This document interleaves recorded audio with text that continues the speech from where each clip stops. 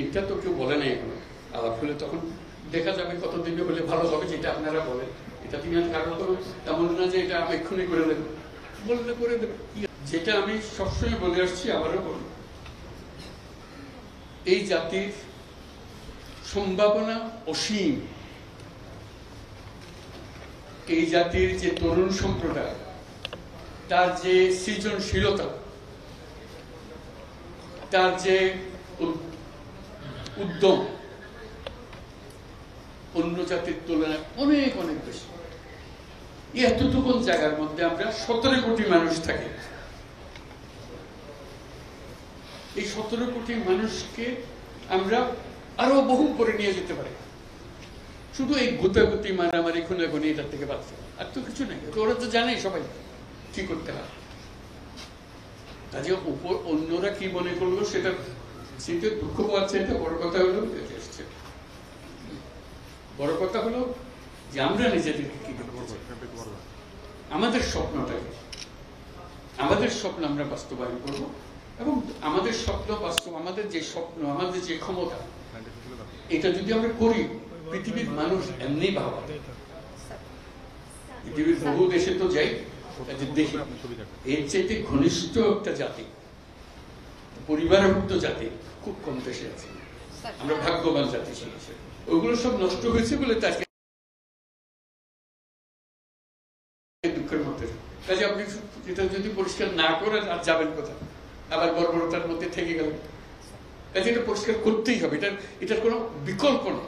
আপনি যতভাবেই বলেন, প্রত্যেকটা জিনিস, এটা এই না যে এই জিনিস নষ্ট হয়ে গেছে, ওরকম না, পুরো জিনিসটাই পচে গেছে।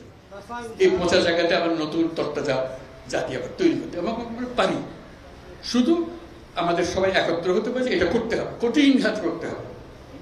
কঠিন যদি না হন এটা পারবেন না, থেকে যাবে, মানে বীজ থেকে যাবে। বীজ থাকলে একটা সমাধানে হবে না। তো আমি বলছেন, আমি বলছি আপনার একটা অংশ, কিন্তু আরো বিষয় আছে, সব একসঙ্গে দিতে হবে এবং করতে হবে। এটা মুক্তি পাওয়ার উপায় নেই। এটা করে দিলাম, ভাবা পেয়ে গেলাম, চলে গেল, ওটা পুরো বডিটাই হলো পচা। আমি অর্থনীতির পাই নাই, আমি শান্তির জন্য ওইটা করতে হবে। যেগুলো করছেন এগুলো অনেকগুলো বিষয় আছে, একসঙ্গে বসতে হবে, করতে হবে। সব লটর পটর অবস্থা করতে আছে, কোনোটাই সিদ্ধ চলে যায়।